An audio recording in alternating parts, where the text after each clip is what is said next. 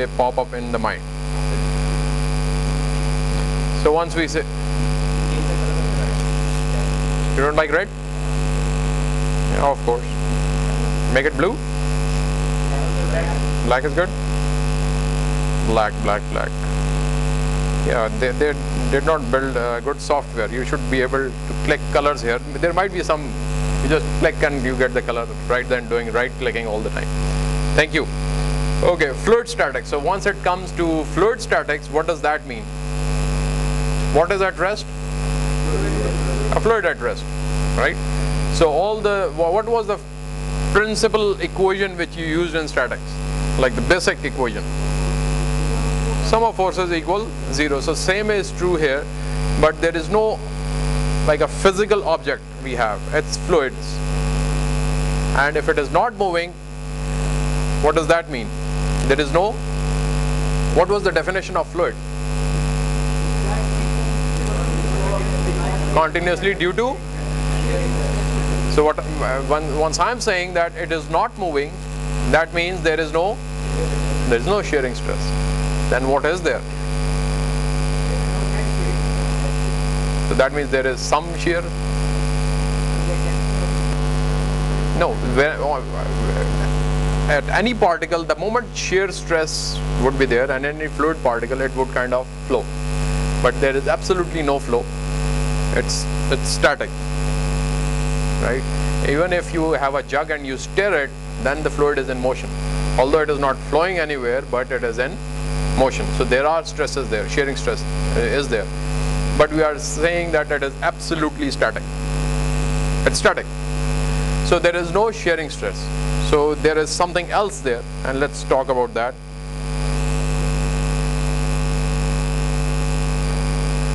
We have pressure, right? And pressure is, again, the bookish term is used to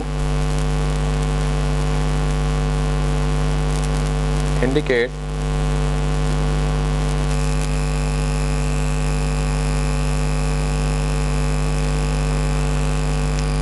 the normal force per unit area of course at a given point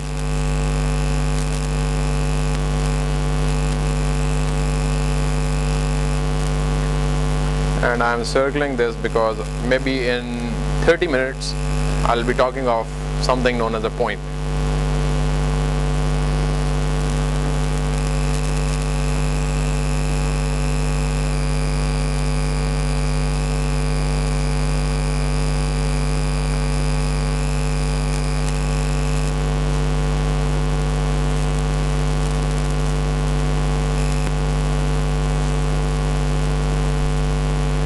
Why there is a plane? It has something to do with, right? Okay, so let's consider something, and it would take me a while to draw it. It's already given in the book, but I think most of you do not have books here. So let me kind of draw it. Where am I? Here.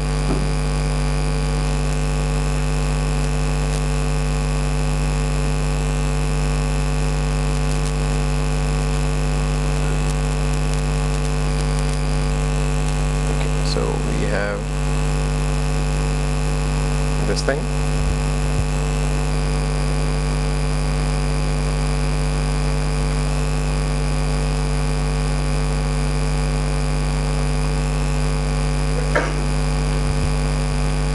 This is kind of a ladder sort of a thing, let's say a plane, and we have this.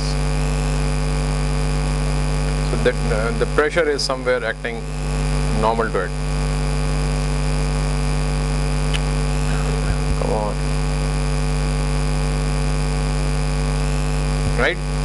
And this length is, where am I?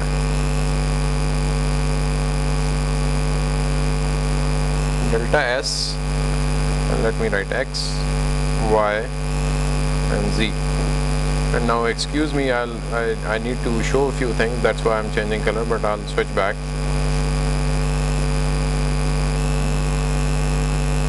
Since people do not like red, let's go with blue.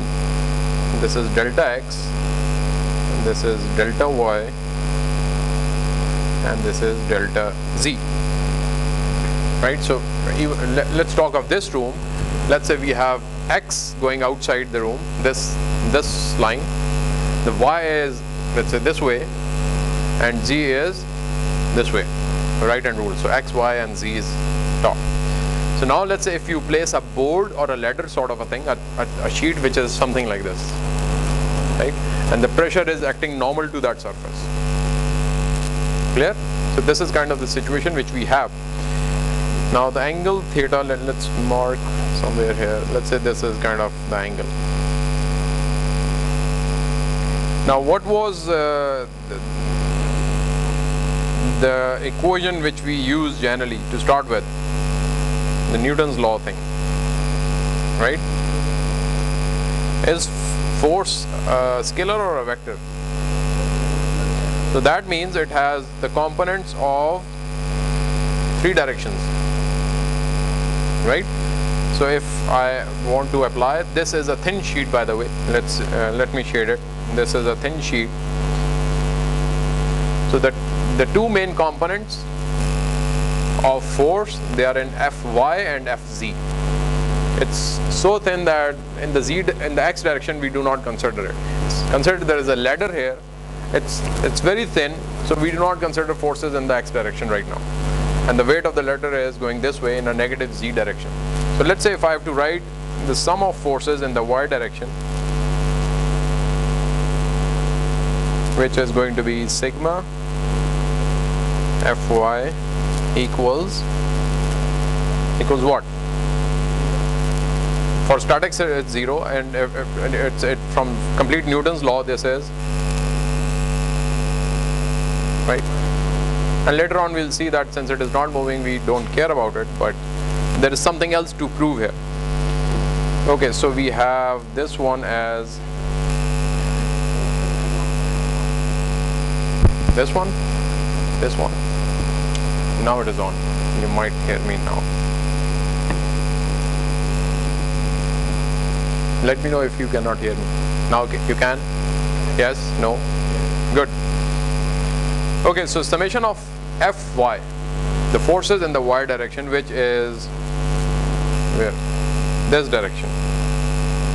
We are considering forces in this, and this is a pressure P which is acting here and normal to the surface. So the equation which we will write is P times, let's say, Y. We have delta X and delta Z. Okay, I'll explain what is it. This was the X direction and this was the Z direction. So the board, the area of this wall which is here, what is this? X times Z. Since we are considering delta X and delta Z, so the pressure has to work on a surface, on a plane. The beam of this direction I as this, and this is here on this wall. So okay, so the thing is we are decomposing forces in X, Y and Z directions, right? And we said it's pressure per unit area, or the force per unit area, right? So for each direction we have to consider the area. So if the ladder which is here, this plane which I have drawn, the normal of this way, because Y is this direction, right? The normal to this force is the area which has to be this wall.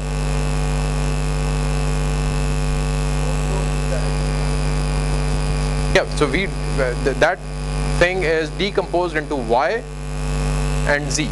Z is this way, going top and bottom. Positive Z is up and this way. So whatever is diagonal, we have to decompose into Y and the Z direction.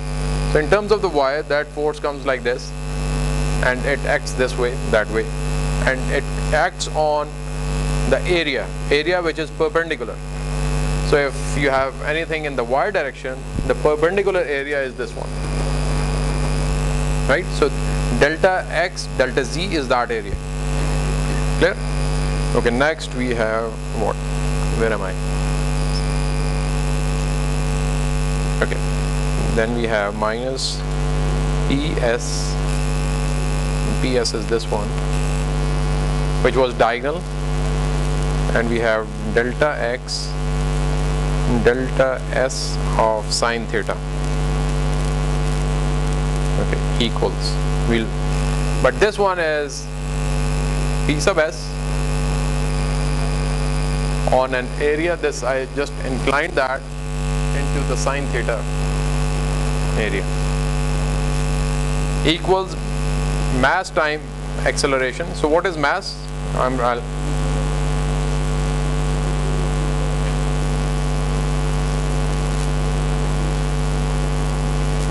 If let's say we are talking of a specific fluid, do we talk of mass all the time? 10 liters of, or 10 kilograms of water, 5 kilograms of water. So it keeps on changing. So we talk of physical properties of that fluid, and density is one of those properties. Volume can change. Let's say if you are talking of water, volume can change, mass can change all the time, but the density will remain same. So let's say the fluid which is in this veggie area, this is full of fluid, because this is a fluid element. So we talk in terms of densities. So we have density is mass times the volume. Where am I? Okay, so we have density, right? What is this area under this?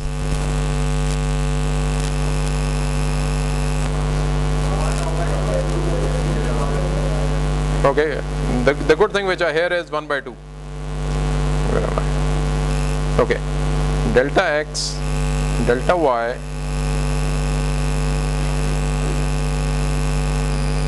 over 2. Everybody is clear about why I wrote 2? Yes, no? It's a wedge. So it's a triangular area. It's a triangular area, and delta x is the third dimension. Okay, then what we have? We are left with ay, so we have ay. So similarly, z direction, I'll quickly write it so that we move ahead. It's p of z delta x delta y minus p sub s delta x delta s of cosine theta. Okay, there is the weight also acting. Whatever the volume of the fluid is, it has a certain weight, and there is a quantity which we defined as specific weight, because the weight could be anything. If it is a bigger water tank, it has a larger weight. If it is just a water in glass, it's a lesser weight. But we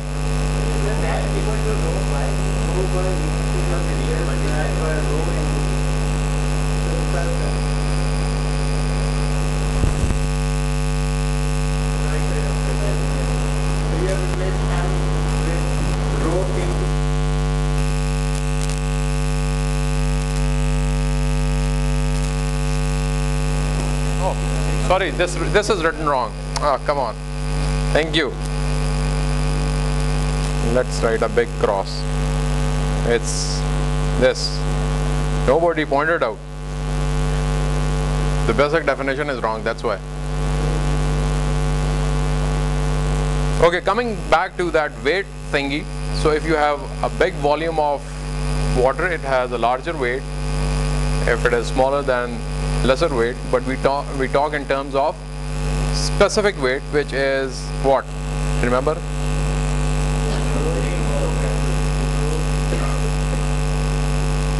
Rho times g. Rather than m times g, which is the weight, we talk of specific weight, which is rho times g, because rho is the property of a fluid. You can have 5 kilograms of water, and you can also have 5 kilograms of, let's say, oil. So in order to specify that liquid, we have to use a specific property of fluids. Okay, so what do we have here? We have, come on, we have gamma, right? And what else? Times the volume.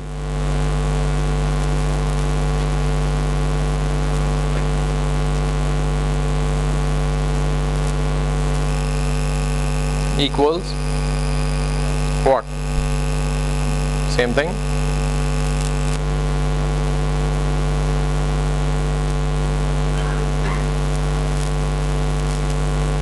let's say we have acceleration in this direction. Okay, let's go to slide 2. And from our figure we, oh yes,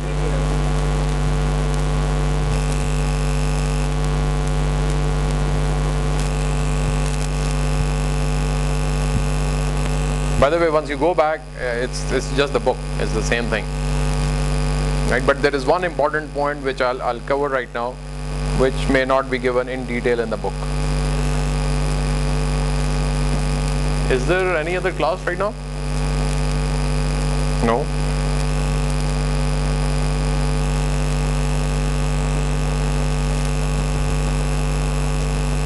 Done? Okay, good. So based on its simple geometry, so no, I won't go into the detail and explain it. It's delta S cosine of theta, we can write that, and delta Z as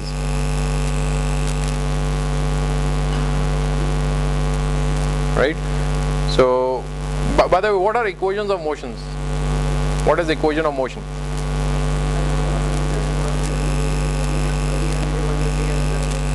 No mathematics.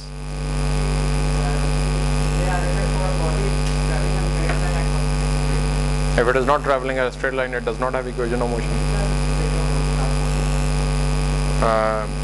Any mathematical form which defines how things would move, that is an equation of motion. Whether it is going in circle, whether it is a crazy fluid particle, but if I can tell you that the motion is such that I can give you the velocity vector, I can give you the displacement vector, whether it is moving this way, that way, whatever direction, if I can give you that, those equations, they are equations of motion.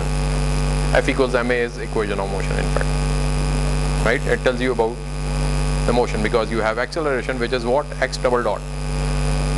You can get x dot, you can also get x.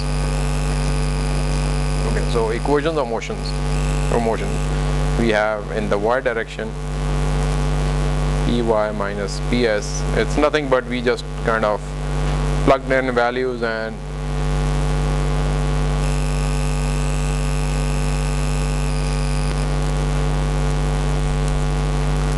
it's rho Az plus simple mathematics, so no big concepts involved. Okay, now here's the concept. You might have seen things in mathematics, even in most of the time you have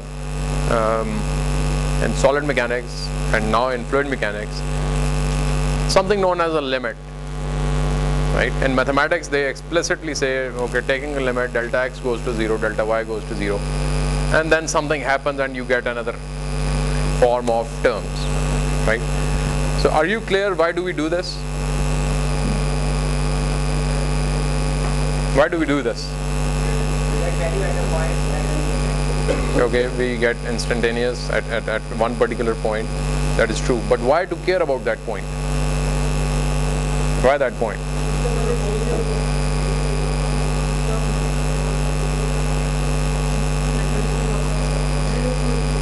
Okay, so the thing is, we started with a wedge with this ladder kind of shape, and we derived our system based on delta x, delta y, delta z.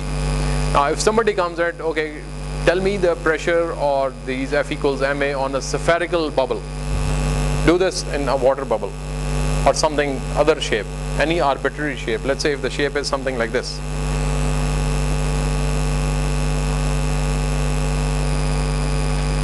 any shape, right?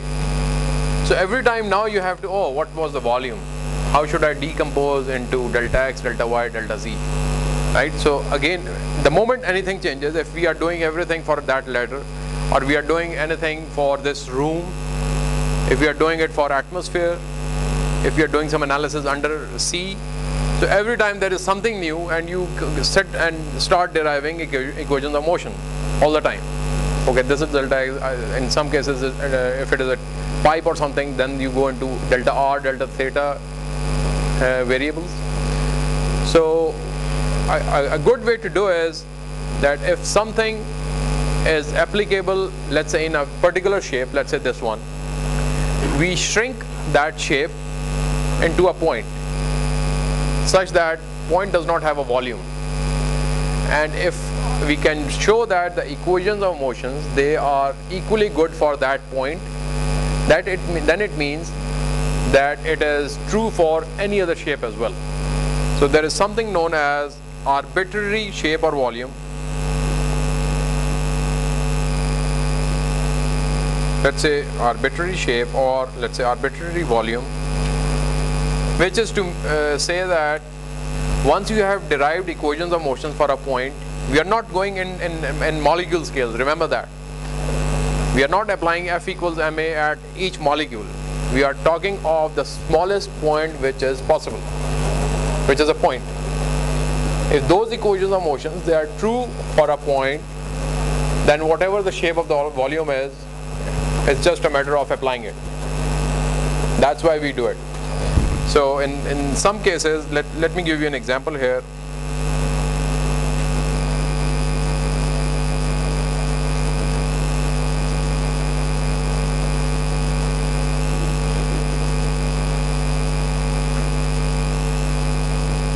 Right?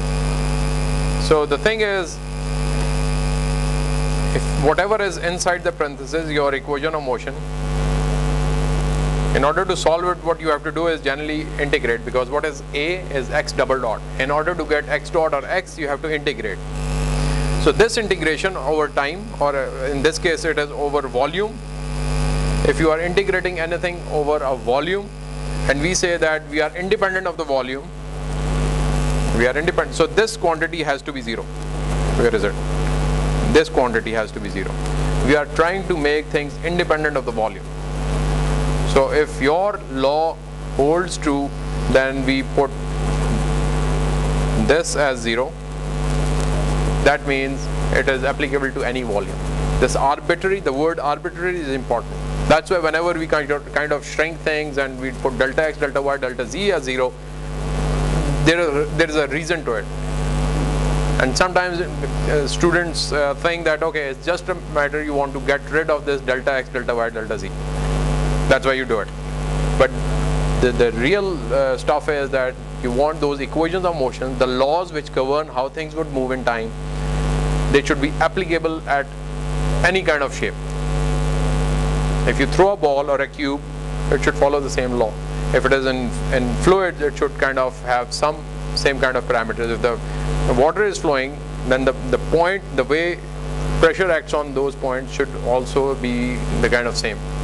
It's not if it is in a glass, it behaves differently. If it is in a water tank, that point behaves differently. So that's why we shrink everything to that point and apply the equations of motions. And say that equations of motion, they work well like this. Okay, by doing this, by putting delta x, delta y, delta z to a small point, so these things on the right hand side, they go away. There is an interesting thing which we get is this py is ps and pz is ps. Right? What is the most important conclusion out of this discussion? Forget about mathematics. Forget about mathematics.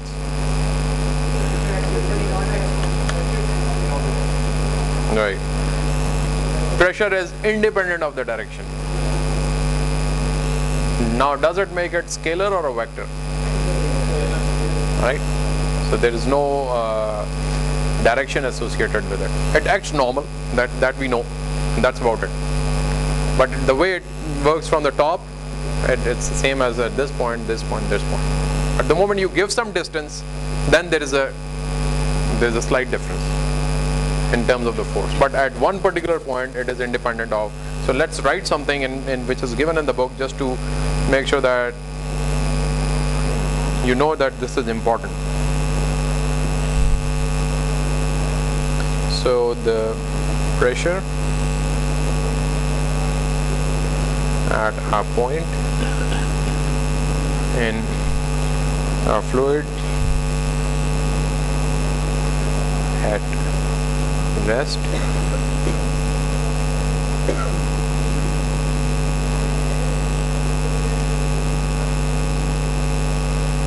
or in motion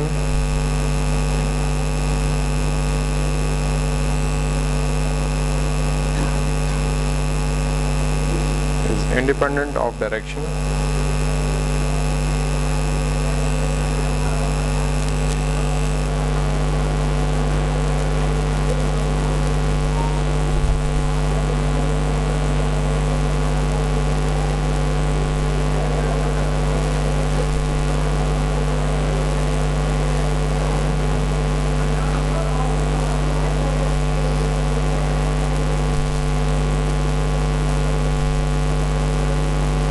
And the last line, which is shear, as long as there are no shearing stresses present. Let's put this right, because the dynamics change. If it starts to flow, then you have a Bernoulli's equation which also comes into play, and all those things. We'll do it later. But since we are dealing with fluid at rest, that's why it is like this. And this law is known as, come on,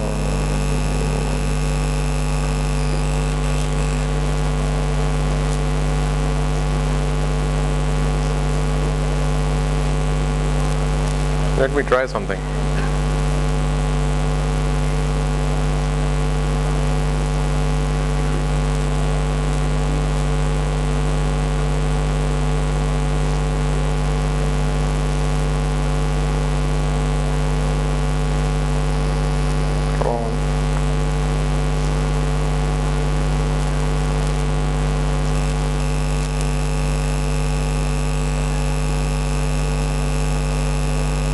Good, it works. Okay, anyways, it's not word, so this is known as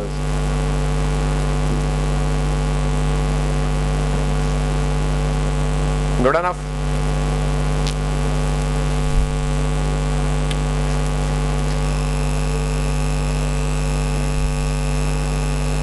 Okay, so let's go and write some.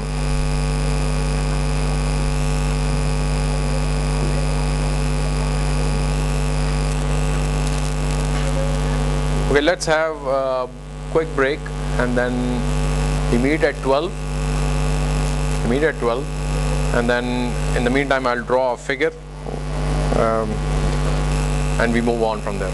Okay, see you in 5-10 minutes.